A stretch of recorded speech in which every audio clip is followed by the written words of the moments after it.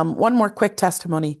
There was a lady that came to our church a number of years ago, and she was the aunt of someone who was part of our church at the time. She was visiting and she came and she asked for physical healing because she had a problem with one of her legs and they could not diagnose it, and did not know what it was. And so I said, well, how long have you had this? Now, don't just go into interview mode, but sometimes that's a real tell how long someone has had that and if something significant happened at the time.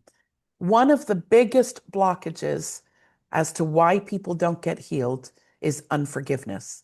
And so just be aware of that. Just have that tool, that information in your back pocket. And so I said to her, how long have you had this? And she said, I have had this since I was 18 years old. Now, that is a very specific number, and it got my attention. And I said, oh, well, did something happen when you were 18? And she stopped for a moment and she said, yes, there was something that happened. I visited Jamaica with my dad. We visited some relatives. And on our way back to the airport, we got delayed, so we were in a rush. And I had forgotten my favorite shoes in one of my relatives' home. And I wanted to go back and get my favorite shoes. And my father would not allow it. Obviously, he was concerned about us missing the flight. And ever since that moment, I've had this leg pain for all of these years. She was 60 something.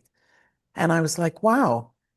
Well, have you ever forgiven your dad for not valuing those shoes that were so important to you and not listening to you in that moment? And she was like, no, never occurred to me. So I led her in a very simple prayer.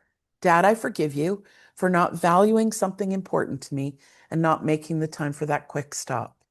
I release you in Jesus' name. She looked down at her leg and she said, I can't believe it. All the pain has left. And so, we're desperately trying as Christians to find the formulas. If you need a formula, look for forgiveness or unforgiveness rather, and look for perhaps repetitive sin. But unforgiveness is one of the key things that keeps people from their healing.